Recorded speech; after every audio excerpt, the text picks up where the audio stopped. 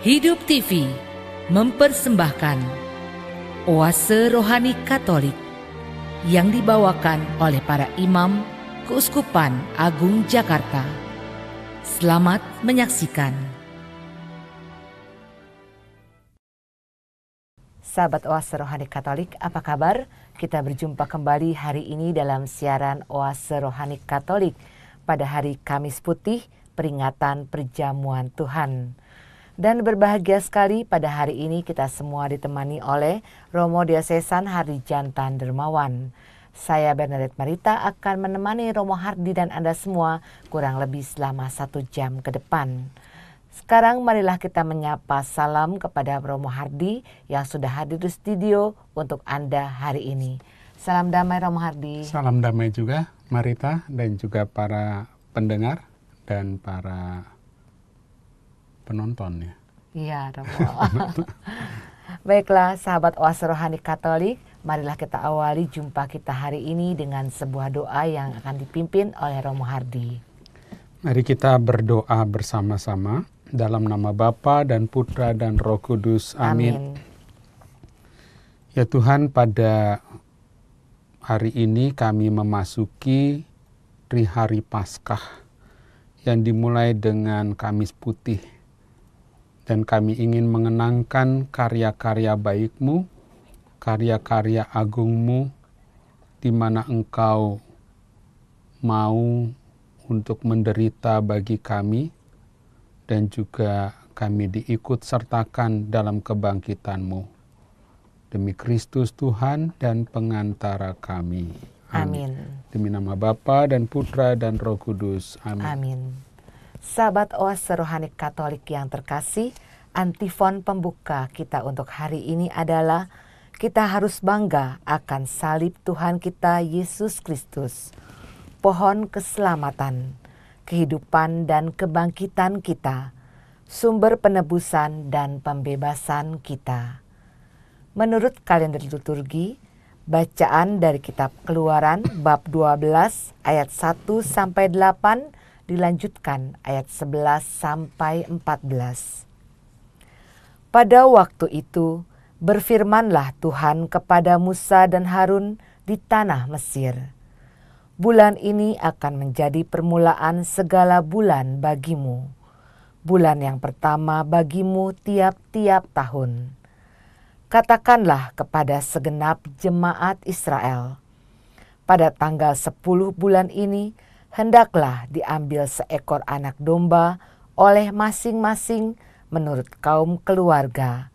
Seekor anak domba untuk tiap-tiap rumah tangga. Tetapi jika rumah tangga itu terlalu kecil jumlahnya untuk menghabiskan seekor anak domba, maka hendaklah ia bersama dengan tetangga yang terdekat mengambil seekor menurut jumlah jiwa. Tentang anak domba itu, kamu buatlah perkiraan menurut keperluan tiap-tiap orang. Anak dombamu itu harus jantan, tidak bercela dan berumur 1 tahun. Kamu boleh mengambil domba, boleh kambing. Anak domba itu harus kamu kurung sampai tanggal 14 bulan ini. Lalu seluruh jemaat Israel yang berkumpul harus menyembelihnya pada senja hari.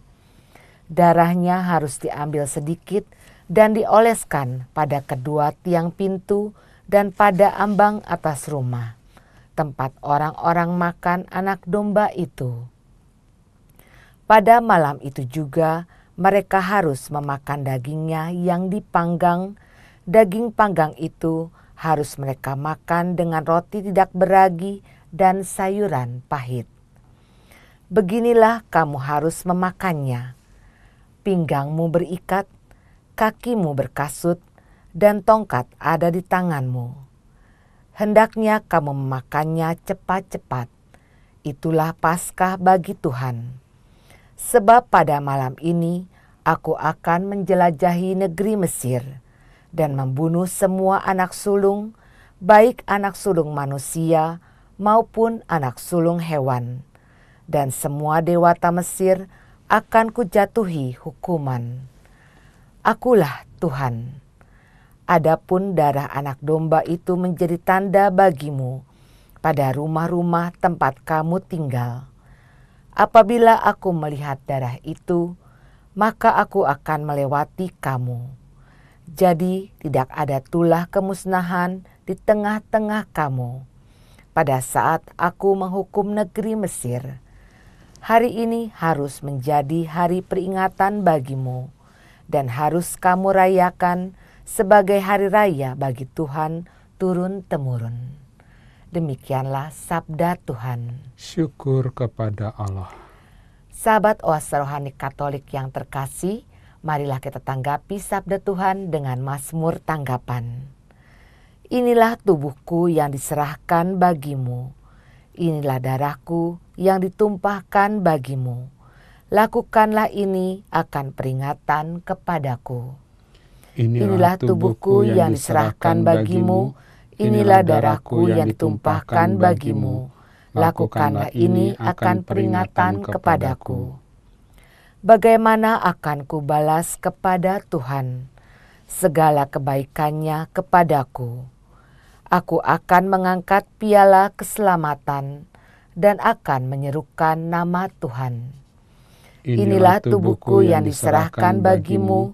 Inilah darahku yang ditumpahkan bagimu. Lakukanlah ini akan peringatan kepadaku. Sungguh berhargalah di mata Tuhan kematian semua orang yang dikasihinya. Ya Tuhan, aku hambamu, anak dari sahayamu. Engkau telah melepaskan belengguku. Inilah tubuhku yang diserahkan bagimu. Inilah darahku yang ditumpahkan bagimu. Lakukanlah ini akan peringatan kepadaku. Aku akan mempersembahkan kurban syukur kepadamu dan akan menyerukan nama Tuhan. Aku akan membayar nasarku kepada Tuhan di depan seluruh umat-Nya. Inilah tubuhku yang diserahkan bagimu. Inilah darahku yang ditumpahkan bagimu. Lakukanlah ini akan peringatan kepadaku. Bacaan dari surat pertama Rasul Paulus kepada jemaat di Korintus bab 11 ayat 23 sampai 26. Saudara-saudara, apa yang telah kuteruskan kepadamu ini telah aku terima dari Tuhan, yaitu bahwa Tuhan Yesus pada malam Ia diserahkan mengambil roti, dan setelah mengucap syukur atasnya, Ia memecah-mecahkan roti itu seraya berkata, "Inilah tubuhku yang diserahkan bagimu. Perbuatlah ini untuk mengenangkan daku."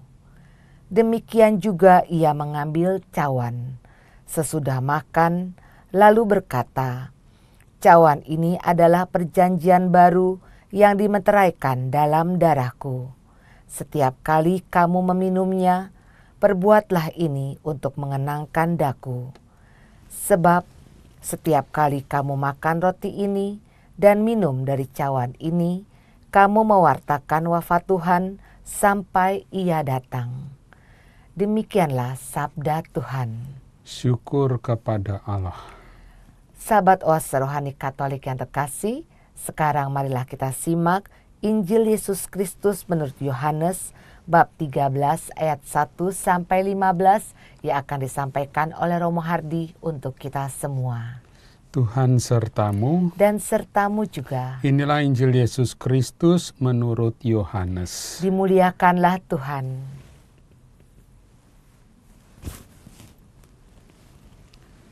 Sebelum hari raya Paskah mulai, Yesus sudah tahu bahwa saatnya sudah tiba untuk beralih dari dunia ini kepada Bapa.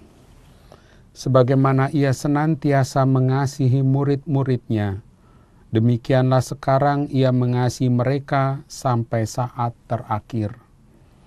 Ketika mereka sedang makan bersama, iblis membisikkan dalam hati Yudas Iskariot anak Simon rencana untuk mengkhianati Yesus. Yesus tahu bahwa Bapa telah menyerahkan segala sesuatu kepadanya dan bahwa Ia datang dari Allah dan akan kembali kepada Allah. Maka bangunlah Yesus dan menanggalkan jubahnya. Ia mengambil sehelai kain lenang dan mengikatkannya pada pinggangnya. Kemudian ia menuangkan air ke dalam sebuah basi dan mulai membasuh kaki murid-muridnya, lalu menyekanya dengan kain yang terikat pada pinggangnya itu. Maka sampailah ia kepada Simon Petrus. Kata Petrus kepadanya, "Tuhan, engkau hendak membasuh kakiku?" Jawab Yesus kepadanya, "Apa yang kuperbuat engkau tidak mengerti sekarang, tetapi engkau akan memahaminya kelak." Kata Petrus kepadanya, "Selama-lamanya engkau tidak akan membasuh kakiku." Jawab Yesus, "Jikalau aku tidak membasuh engkau, engkau tidak akan mendapat bagian bersama aku."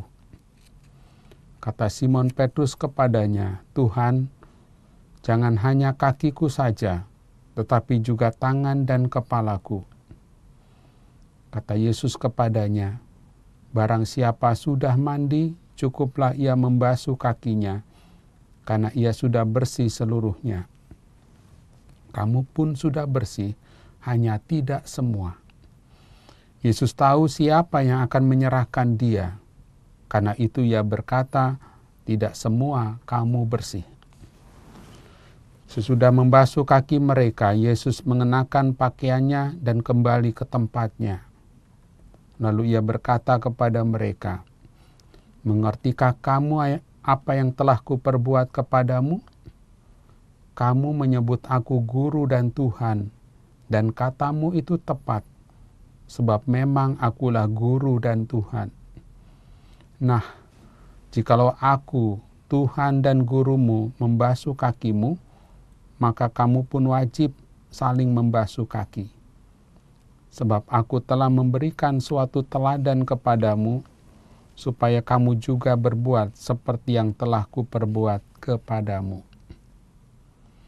Demikianlah Injil Tuhan. Terpujilah Kristus. Sahabat Oase Rohani Katolik yang terkasih, setelah kita menyimak firman-firman Tuhan pada hari ini, marilah kita simak bersama permenungan yang akan dibawakan oleh Romo Hardi untuk kita semua. Romo, dari bacaan-bacaan hari ini, kiranya kabar sukacita apa yang ingin disampaikan kepada sahabat Oase Rohani Katolik yang terkasih? Ya, ada beberapa poin yang ingin saya sampaikan, tapi sebelumnya sebagai pengantar, saya akan melihat dulu konteks dari keseluruhan perayaan Kamis Putih ini.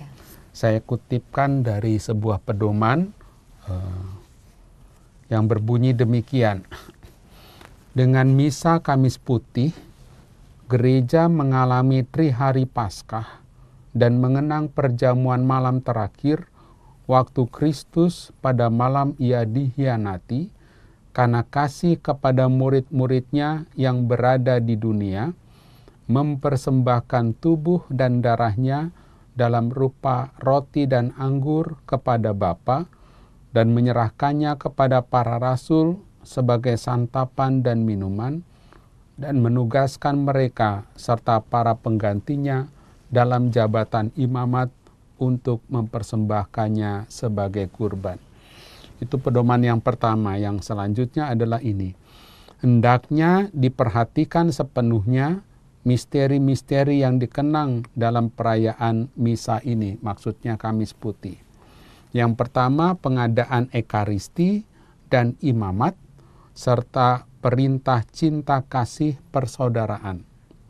Dengan kata lain, Kamis Putih menegaskan perayaan ekaristi sebagai kenangan akan Yesus Kristus dan sakramen imamat, karena imamlah satu-satunya pemimpin yang mengadakan perayaan ekaristi.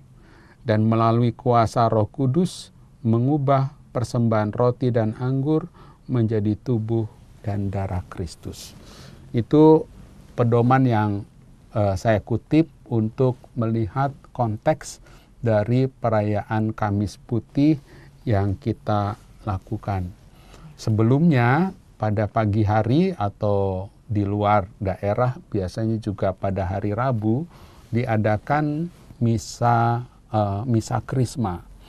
Misa Krisma itu adalah misa yang diadakan bersama dengan para imam, sekaligus juga umat yang hadir di sana, dan Bapak Uskup itu memberkati minyak-minyak, ya, minyak pengurapan orang sakit, minyak krisma, dan juga minyak katekumen. Nah, maka jelas bahwa minyak-minyak itu tidak serta-merta diberkati begitu saja. Bapak Uskup yang memberkati, dan itu dilakukan setahun sekali. Jadi mudah-mudahan misalnya kalau banyak orang sakit, mudah-mudahan cukup kali ya, cukup adanya. Nah, yang berikut itu adalah ciri khas dari Kamis Putih adalah pembasuhan kaki para murid. Dan sejumlah orang dari umat itu tampil untuk dibasuh kakinya oleh para imam, ya, yang mempersembahkan perayaan Ekaristi pada Kamis Putih itu. Maksudnya jelas mau mengungkapkan semangat pelayanan dan kasih Kristus yang datang tidak untuk dilayani, melainkan untuk melayani. Maka ciri khas dari Kamis Putih itu kurang lebih ada perayaan Ekaristi, kenangan akan Yesus Kristus, dan yang berikut itu adalah sakramen imamat itu sendiri, di mana imam menjadi ya satu-satunya yang mengadakan pemimpin perayaan Ekaristi, dan yang berikut itu adalah pembasuhan kaki. Sekarang ini yang dibasuh itu bisa macam-macam. Misalnya saja dulu waktu saya di Atmajaya, saya spontan aja siapa yang berkenan datang untuk saya basuh kakinya, dan banyak orang itu datang, ya. Tapi ada kuotanya waktu itu 12, ya. Tapi sebetulnya juga lebih dari itu juga bisa sih. Itu kemudian rencana di Alam Sutra tempat saya bertugas sekarang ini adalah para pasutri, ya, pasangan suami istri yang akan dibasuh oleh para imam yang bertugas di sana. Wanita juga boleh ya, Pastor? Boleh, karena dalam pedoman itu tidak dicantumkan ya harus laki-laki, tetapi ya, hanya dikatakan wakil umat, ya, untuk dibasuh kakinya. Jadi siapa, ya, bisa juga anak-anak, bisa juga remaja. Kalau di Unikat Majaya dulu, yaitu anak-anak mahasiswa malah, ya, saya basuh kakinya. Tetapi simbolnya itu sangat jelas bahwa Kamis Putih bukan melulu mengenangkan Tuhan yang sebentar lagi akan menderita, tetapi di sana juga simbol kekuatan pelayanan, ya, pelayanan dengan penuh kasih. Nah, kira-kira itu yang menjadi kerangka dari peristiwa perayaan Kamis Putih yang kita rayakan bersama-sama. Yang berikut itu adalah berkenaan dengan teks-teks, ya, teks-teks yang dibacakan. Pertama diambil dari kitab Keluaran, itu berarti Perjanjian Lama. Kemudian juga surat pertama Rasul Paulus kepada jemaat di Korintus, dan ini adalah ciri khas bacaan Injil, ciri khas Kamis Putih yang tiap tahun akan kita dengarkan, yaitu berkenaan dengan pembasuhan kaki. Karena hanya Injil Yohaneslah di mana dikisahkan tentang Yesus yang membasuh kaki para murid. Sementara Injil Sinoptik yang kita baca itu tidak tertera, hanya perayaan Paskah bersama-sama. Kita akan lihat teks-teksnya sebagai permenungan. Bacaan pertama itu diambil dari kitab Keluaran, berbicara tentang tentang ketetapan Paskah, ya. Dan ini awal dari Trihari Paskah yang akan kita jalani. Nah, terus terang detail mengenai Paskah Yahudi, ketetapan dan aturan Paskah Yahudi itu tidak saya pahami dan tidak saya kuasai dengan baik. Sejauh literatur yang saya baca adalah ini, Paskah awal dulu itu dilakukan oleh para gembala. Ya. Pengembara, mereka itu mengembara ke tempat-tempat yang lain, dan itu pada awal musim semi. Ya, seperti ya bulan-bulan Maret, bulan April itu kan mulai muncul musim semi, ya. Kalau daerah yang mengalami 4 musim, musim semi. Dalam pesta itu para gembala mengorbankan dari kawanan ternak mereka. Jadi luar biasa para gembala ini. Dan darah binatang itu yang dikorbankan itu dioleskan pada tiang pintu. Dan dagingnya dijadikan kurban keselamatan bersama anggota keluarga dan dimakan bersama juga roti tidak beragi. Selanjutnya juga dikatakan bahwa mereka makan sayuran pahit. Ya. Mungkin bayangannya apa ya kalau pahit itu? Di sini bisa daun pepaya kali ya, daun pepaya yang pahit-pahit, daun apa lagi Marita yang biasa masaknya. Pokoknya sayuran pahit ya di sana. Dan yang menarik itu adalah pada zaman awal itu binatang kurban itu tulang-tulangnya tidak boleh dipatahkan. Maka kita bisa mengingat kembali peristiwa Yesus yang bergantung di kayu salib, sementara kedua penjahat yang diceritakan dalam Injil itu kan dipatahkan, ya. Sampai akhirnya ya mereka supaya cepat mati. Sementara tentara melihat bahwa Yesus itu sudah mati, maka apa yang dilakukan, dia tidak mematahkan ya kaki Tuhan Yesus, tetapi dia untuk memastikan bahwa Yesus wafat, maka tombak tentara itu masuk ke dalam lambung. Dan dari situlah mengalir, kalau dalam perayaan Ekaristi, adorasi, Jumat pertama, mengalirlah yang namanya darah dan air itu dari lambung Tuhan Yesus. Jadi simbolnya, bukan simbolnya, ya termasuk juga simbol amat sangat kuat di sana.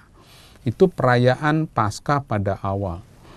Lalu pesta para gembala pengembara itu dijadikan peringatan karya keselamatan Yahweh terhadap orang Israel bebas dari perbudakan di Mesir dengan perubahan dan juga dengan tambahan sana-sini. Nah, Keluaran bab 12 yang kita dengarkan tadi, itulah yang disebut dengan Paskah Tuhan. Ayat 11, itulah Paskah Tuhan. Ya. Beginilah kamu harus memakannya, pinggangmu berikat, kaki berkasut, dan tongkat ada di tanganmu. Hendaknya kamu memakannya cepat-cepat. Sebab pada malam ini aku akan menjelajahi negeri Mesir dan membunuh semua anak sulung, baik anak sulung manusia maupun anak sulung hewan, dan semua dewata Mesir akan kujatuhi hukuman. Dan ini yang penting, akulah Tuhan. Jadi ini yang disebut dengan Paskah, perayaan Paskah bagi orang-orang Israel. Dan hari ini Kamis Putih juga sebagai awal dari perayaan Paskah orang-orang Kristiani. Perayaan perjamuan Tuhan bersama dengan para muridnya, di mana Yesus mengadakan perjamuan terakhir. Kemudian semua istilah kurban yang dipakai secara material itu diganti dengan Yesus sendiri. Yesus adalah kurban hidup untuk menebus dosa-dosa umat manusia. Sementara domba, kambing yang dulu dipakai sebagai bahan kurban itu tidak lagi dipakai. Ya. Kasihan ya kalau domba, kambing dijadikan korban, maka korbannya itu adalah Yesus Kristus sendiri. Nah, Yesus pun kita tahu menjalankan ritus ya peringatan Paskah Yahudi itu. Nah, dalam bacaan kedua itu dengan sangat jelas ya Yesus yang menjalankan ritus perayaan Yahudi, ya, Paskah Yahudi itu. Dalam surat itu di kota Korintus ada perjamuan Paskah Yahudi sekaligus juga perubahan-perubahan di sana. Ya. Tidak ada lagi hewan kurban. Hewan kurbannya adalah Yesus sendiri dan sekarang itulah yang kita rayakan. Jadi setiap kali kita merayakan Ekaristi, sebetulnya kita merayakan Paskah itu ya. Karena apa? Karena Yesus yang menjadi kurban yang hidup bagi kita supaya apa? Supaya hidup. Nah, suatu kali ini iseng-iseng saya ke pasar, kemudian lihat daging-daging gitu ya. Daging-daging yang sudah disembelih, yang sudah mati dan dijual di pasar itu. Nah, daging yang kita santap yang sudah mati itu supaya apa? Supaya kita hidup. Ya. Maka saya membayangkan misalnya saja kalau Yesus wafat di kayu salib dan kurbannya kita santap supaya apa? Supaya kita hidup. Ya. Itu bagi saya itu sangat menakjubkan ya. Yesus yang mau berkorban untuk kita supaya kita tetap hidup. Ya. Nanti dalam peristiwa kebangkitan Minggu Paskah atau Sabtu Paskah, malam Paskah itu harus benar-benar menjadi iman kita tuh. Ya. Bahwa dia mati supaya kita hidup, ya, supaya kita tidak mati begitu saja. Ini perayaan kuno yang diadakan sampai Paulus menuliskan kembali kepada jemaat di Korintus itu. Pada malam ia diserahkan, ia mengambil roti, dan setelah mengucap syukur atasnya, ia memecah-mecahkan roti itu seraya berkata, inilah tubuhku yang diserahkan bagimu. Perbuatlah ini untuk mengenangkan daku. Jadi ini adalah kenangan abadi bagi orang-orang Kristiani, bagi orang-orang Katolik. Maka perjamuan terakhir yang diadakan oleh Tuhan Yesus yang pada waktu itu adalah perjamuan Paskah Yahudi oleh orang-orang Kristiani, oleh orang-orang Katolik sekarang ini menjadi perayaan Ekaristi. Untuk mengenangkan Dia yang mati supaya kita hidup. Ya, terima kasih Romo. Sahabat Oase Rohani Katolik yang terkasih, mari kita resapkan dalam hati sanubari apa yang sudah disampaikan oleh Romo Hardy di bagian pertama ini. Dan kami akan kembali setelah jeda berikut ini.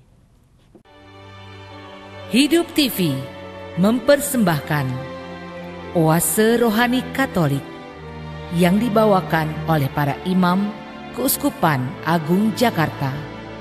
Selamat menyaksikan.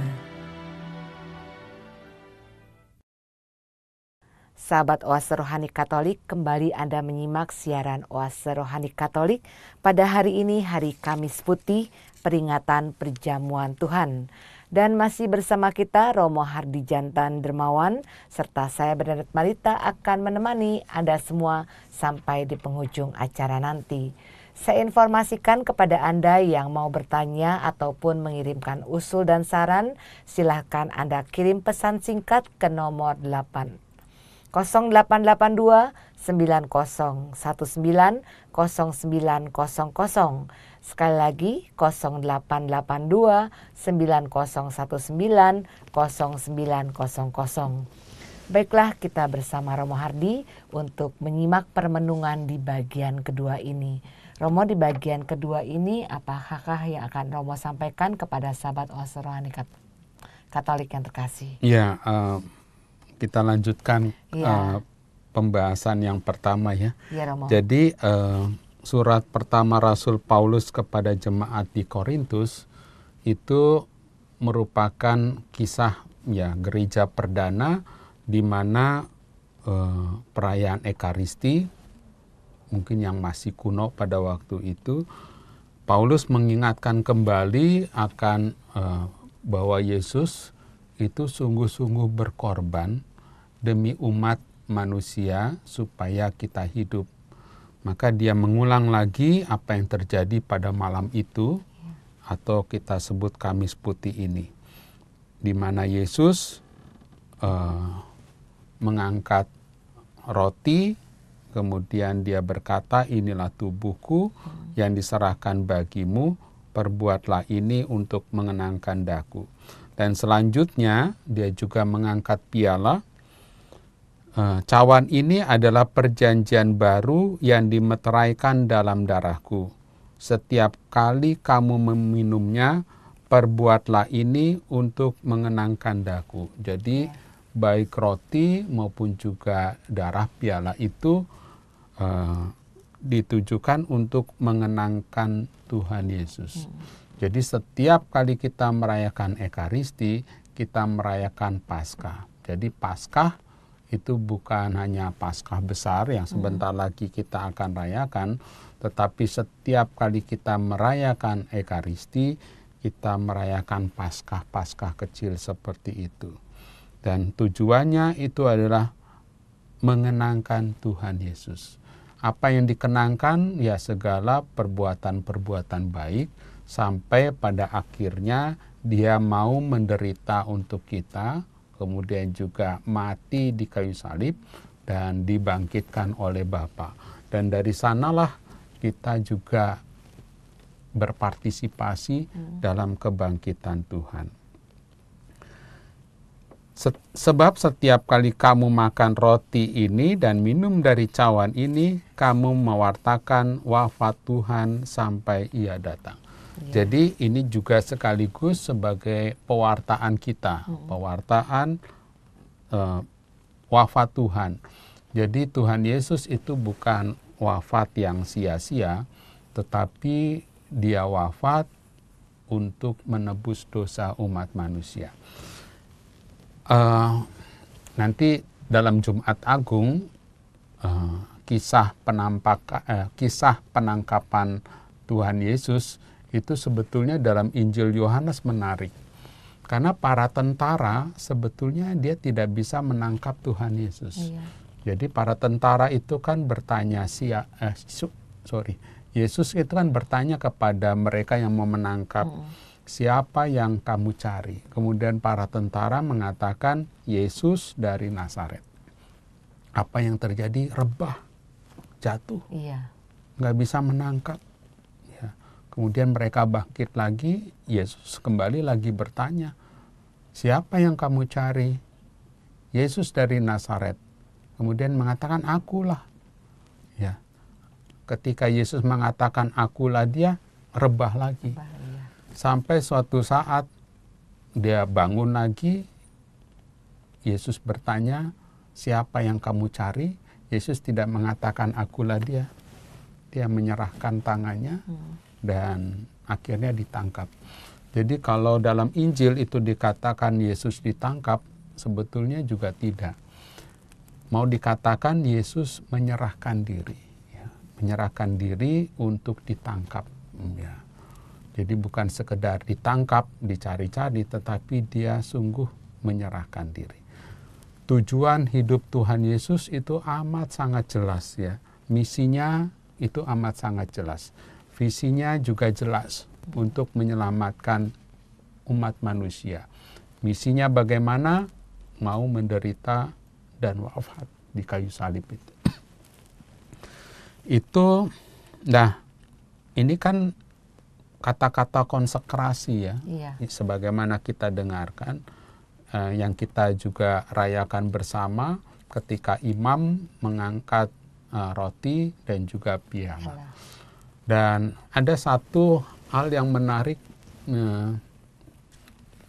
sejauh saya paham ya, perayaan Ekaristi itu kan juga berkenaan dengan intensi misa.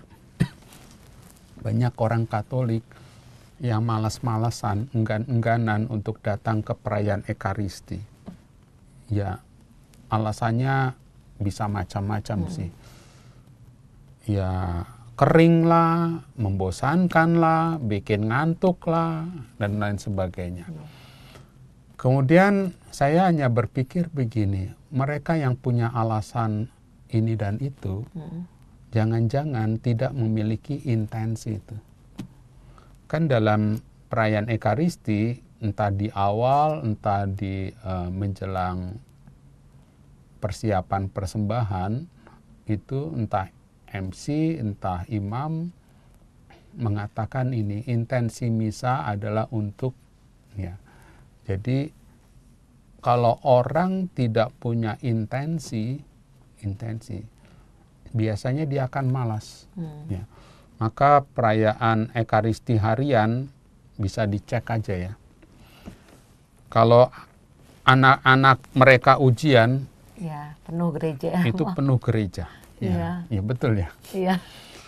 Karena apa? Karena orang tua itu punya intensi. Intensi supaya anaknya itu berhasil dalam ya ujian. Setelah ujian, setelah lulus, penuh lagi misa harian? Enggak juga. Gitu ya. Karena apa? Karena selesai. Udah. Maka kalau hari Minggu orang entah kewajiban, entah ini kebutuhan hidup rohani orang-orang Kristiani, orang-orang Katolik, saya menganjurkan supaya mereka memiliki intensi. Supaya apa? Supaya tidak jatuh dalam kemalasan. Intensi itu bisa intensi pribadi, atau juga bisa intensi yang didoakan bersama-sama. Sebagaimana entah MC, entah imam, ya membacakan intensi-intensi itu. Ya. Jadi pastor sendiri sebagai pemimpin perayaan Ekaristi juga harus memiliki intensi. Misalnya kalau perayaan Ekaristi tanpa intensi umat gitu ya, tidak ada yang mengajukan, maka si imam itu sendiri harus punya intensi. Salah satu yang saya hayati, kalau tidak ada intensi dari umat, maka saya mempersembahkan Ekaristi ini untuk kesejahteraan umat. Nah, kira-kira begitu. Supaya apa?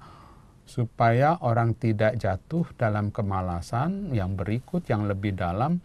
Sesungguhnya ketika kita merayakan Ekaristi, kita mengenangkan kebaikan-kebaikan Tuhan. Yeah. Jadi dengan datang ke perayaan Ekaristi, kita mau kenangkan kebaikan-kebaikan Tuhan di dalam hidup kita itu. Itu dari bacaan kedua. Masih banyak dan juga bisa kita lakukan renungan-renungan. Misalnya ketika Yesus memecah-mecahkan roti, ya. Yesus menyerahkan roti itu kepada para murid. Ya. Yesus yang bersyukur ya atas roti itu. Iya. Jadi renungannya itu bisa macam-macam. Kita bersyukur atas hidup yang kita hidupi ini. Dan juga ketika roti itu dipecah-pecah, maksudnya amat sangat jelas. Beranikah kita sebagai pengikut Tuhan, Yesus Kristus, dipecah-pecah juga dalam tubuh kita. Dibagi-bagikan kepada orang lain. Maka nanti ujung-ujungnya mau tidak mau orang-orang Kristiani, para pengikut Tuhan, orang-orang Katolik harus punya pertama komunitas, yang berikut itu adalah pelayanan. Orang harus melayani itu. Apapun entah kecil entah besar itu tidak menjadi masalah. entah sekedar mendampingi putra-putri altar misalnya saja, atau putri sakristi, atau menjadi pendamping orang-orang muda, bina iman remaja, bina iman anak, atau yang lebih berat lagi menjadi ketua lingkungan, ketua seksi di gereja, atau di luaran sana kita bisa menjadi panitia misalnya, panitia bakti sosial. Pokoknya dengan kata lain mau dikatakan dari perayaan Ekaristi bukan sekedar ibadat ya, ibadat seperti itu, tetapi juga ada buah-buah dari perayaan Ekaristi itu. Itu sebab di akhir perayaan Ekaristi itu selalu dikatakan ya, perayaan Ekaristi sudah selesai. Marilah kita pergi, kita diutus. Ya. Itu Marita yang berikut itu adalah soal pembasuhan kaki. Ya, pembasuhan kaki. Soal pembasuhan kaki itu hanya ada di dalam Injil Yohanes. Ya. Yang menarik dari pembasuhan kaki itu adalah gerak turun. Gerak turun dari secara simbol, secara badaniah, secara tubuh, Yesus itu merendahkan diri. Dari sikap berdiri, dia turun membungkukkan tubuhnya. Ya. Dikatakan seperti ini, kalau saya merefleksikan Kamis Putih, itu adalah perayaan Kamis Putih adalah perayaan kasih Tuhan. Kasih Tuhan yang luar biasa, di mana akhirnya Yesus menetapkan perayaan Ekaristi untuk kita semua. Dan selanjutnya yang saya lihat itu adalah gerak Yesus yang menurun, ya, menurun secara tubuh, secara badannya. Ia sungguh-sungguh mau menjadi seorang hamba. Dan inilah gerak yang mesti dilakukan oleh para pengikut, ya, pengikut Tuhan. Mungkin kita masih ingat ketika membaca kisah tentang Sakeus. Sakeus yang ingin melihat Tuhan. Tetapi karena dia kerdil, karena dia orang pendek, dikatakan oleh Injil Lukas, apa yang dilakukan? Dia mendahului, kemudian dia naik ke pohon ara. Pohon ara. Naik ke pohon ara itu artinya gerak naik. Ya, gerak naik dari Sakeus. Maka ketika Yesus tiba di pohon ara itu, ya, sabdanya apa? Sakeus, segeralah turun. Ya, segeralah turun. Aku akan mampir ke rumahmu. Jadi gerak turun, gerak naik yang dilakukan oleh Sakeus diminta oleh Tuhan Yesus untuk gerak turun. Sama seperti gerak turun yang dilakukan oleh Tuhan Yesus dalam Kamis Putih ini. Gerak turun maksudnya amat sangat jelas bahwa ini adalah sikap seorang hamba, ya, seorang hamba ya, bukan sekedar pelayan lagi, seorang hamba yang mau tidak mau harus dilakukan. Dan sabda yang dikatakan oleh Tuhan Yesus itu menjadi benar ketika Yesus mengatakan barang siapa meninggikan diri itu akan direndahkan. Tetapi barang siapa merendahkan diri akan ditinggikan.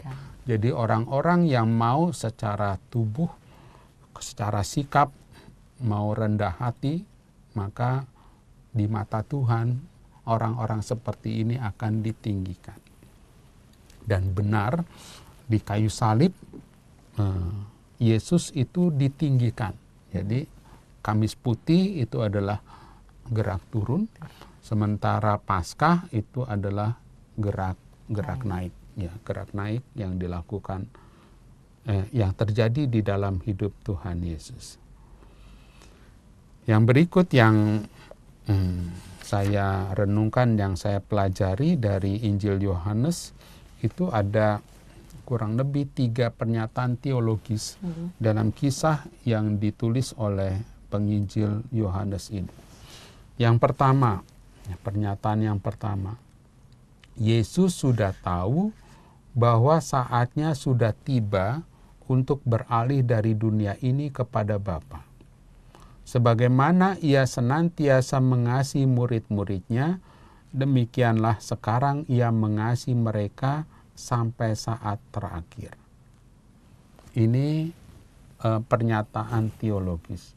Sudah tiba saatnya.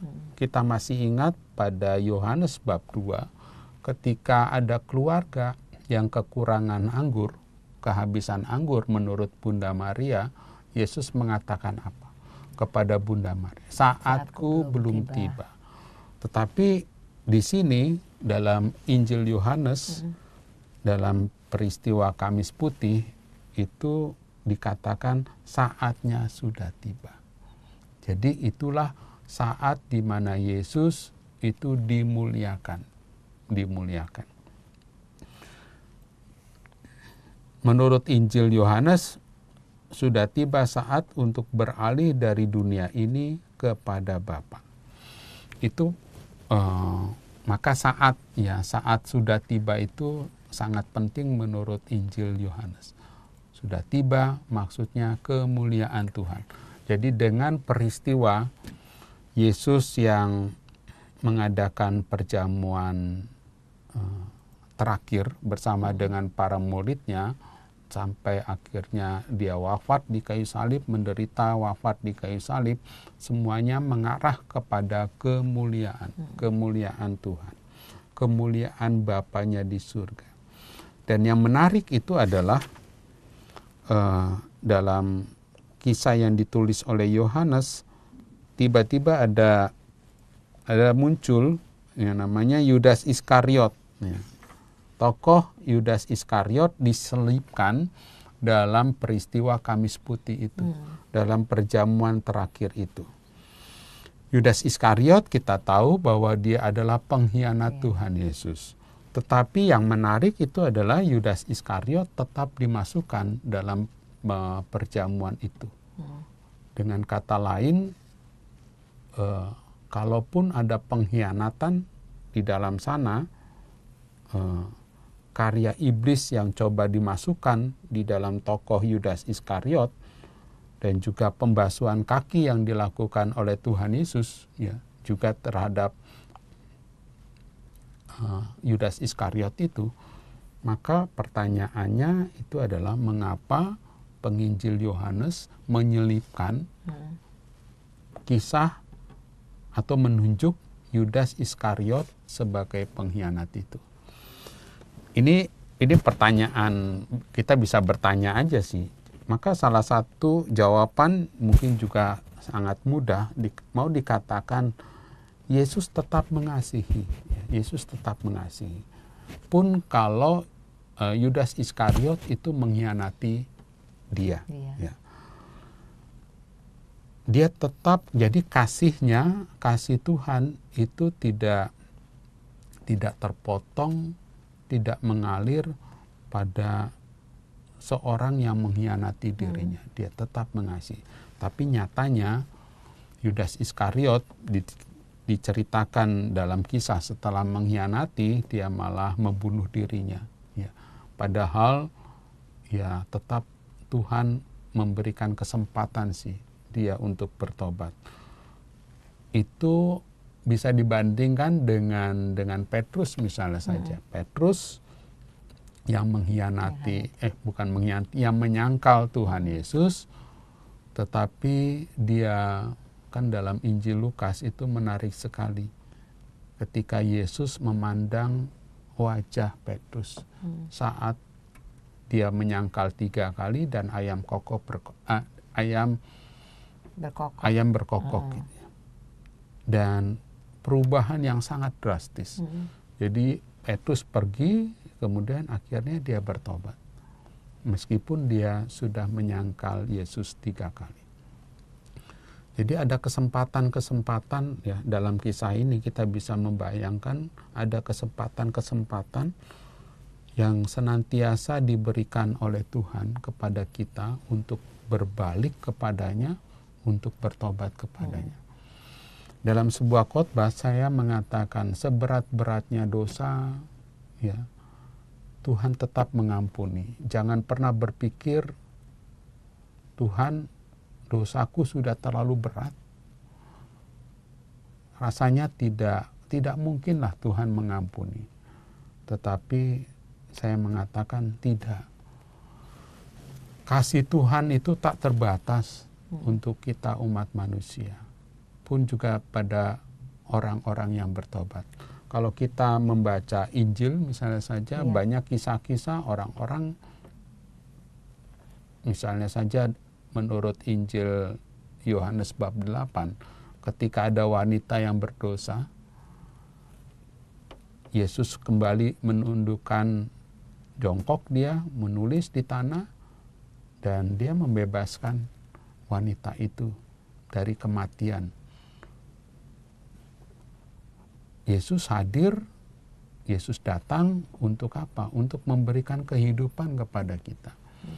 Ingatlah, ya istilahnya simbol itu, simbol saya ke pasar, saya beli daging entah ayam, entah babi, entah sapi, dia kan mati ya. Mati supaya kita santap, supaya kita hidup.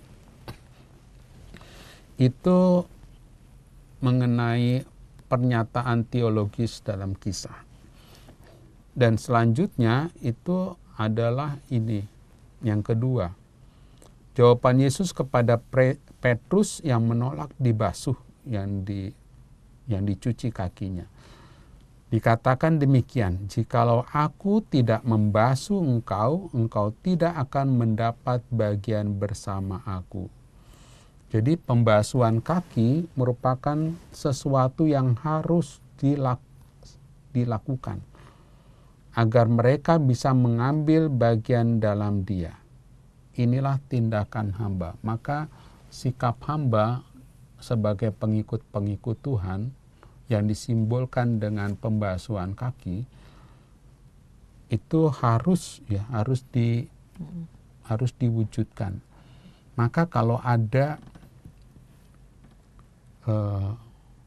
relasi yang tidak enak, yang tidak baik, yang saling menyalahkan pasangan-pasangan hidup, mungkin dia ikut retret, perlu retret. Dan yang berikut di akhir, menurut saya adalah penting saling membasuh kaki. Jadi suami membasuh kaki istrinya, istri membasuh kaki suaminya. Atau kalau ini dalam retret keluarga, juga adalah baik tuh. Anak juga membasuh kaki orang tuanya, papa dan mamanya. Sementara juga orang tua juga boleh tuh membasuh kaki anak-anaknya. Supaya apa? Sekali lagi gerak turun atau sikap hamba, ya. Sikap keluar dari diri kita sendiri itu harus benar. Ya memang yang saya renungkan itu adalah kodrat manusia memang harus keluar kok. Kalau manusia itu selamanya egois, terus terang saya mengatakan tidak akan berkembang di dalam hidup. Tidak akan berkembang, tidak akan bertumbuh imannya kalau tidak berani keluar. Ya.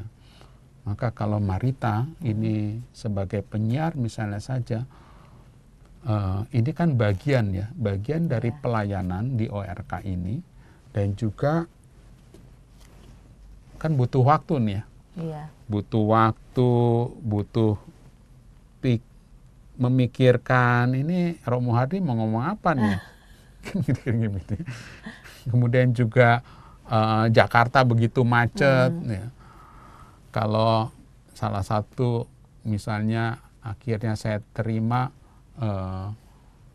acara ini, Kamis Putih ini, saya kan harus berpacu dengan kemacetan nih dari Alam Sutra ke sini.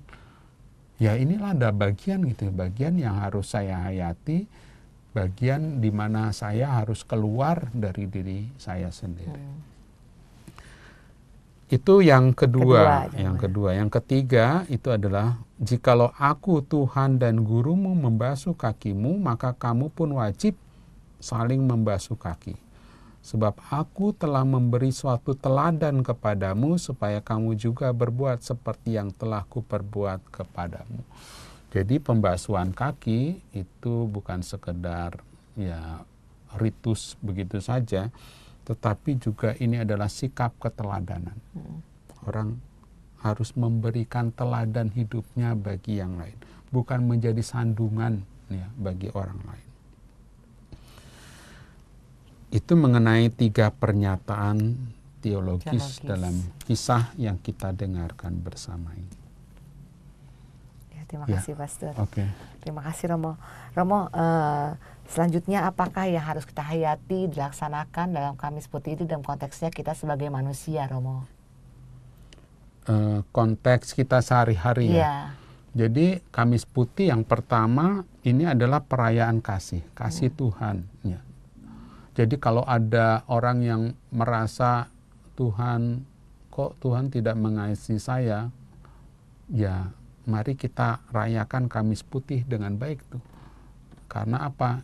Ini adalah kenangan yang sangat indah yang bisa kita syukuri bersama bahwa Tuhan mau memberikan hidupnya, memberikan dirinya untuk kita semua, mau menderita dan wafat di kayu salib.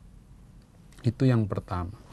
Yang kedua, itu adalah karena ini adalah ciri khas dari Kamis Putih adalah pembasuhan kaki, dan itu mau tidak mau merunut pada pelayanan, maka orang-orang Katolik ya harusnya punya sikap melayani orang lain.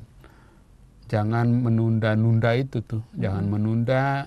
Jangan berpikir, aku kan orang sederhana, aku kan harus banting tulang, ya, udah capek, bukan itu. Tapi juga harus ada sikap pelayanan seperti itu. Jadi bukan sekedar cari-cari uang, tetapi juga mau melayani. Itu sih inti dari Kamis Putih yang saya tangkap. Ya, terima kasih Romo. Ya. Sahabat Oase Rohani Katolik yang terkasih, dengan demikian usailah sudah jumpa kita pada hari ini dalam hari Kamis Putih, Pesta Perjamuan Tuhan. Maka Romo Harijantan Dermawan dan saya Bernadette Marita undur pamit dari ruang dengar Anda. Kami mengucapkan salam damai, tetap semangat dan tersenyum. Kita tutup jumpa kita dengan doa penutup dan berkat Tuhan melalui Romo Hardi. Tuhan sertamu dan sertamu juga, dan semoga kita semua diberikan kekuatan, penghiburan, juga kesehatan dengan berkat-Nya yang melimpah dalam nama Bapa, Putra dan Roh Kudus. Amin. Amin. Baiklah sahabat Oase Rohani Katolik, sampai jumpa lagi di siaran Oase Rohani Katolik berikutnya. Amalkan Pancasila, kita berhikmat, bangsa bermartabat. Demikianlah Oase Rohani Katolik yang dibawakan oleh para imam Keuskupan Agung Jakarta. Tuhan memberkati.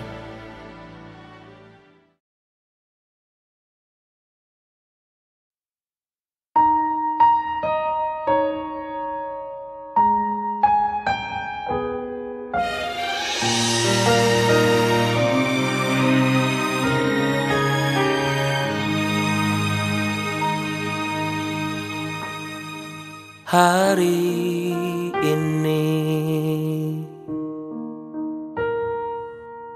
ku berjanji di hadapan altar suci, janji sehidup semati, melindungi cinta dalam untung lara, kasihku setia, janji untuk setia adalah berkat Tuhan. Aku mengasihimu dengan apa adanya, jalani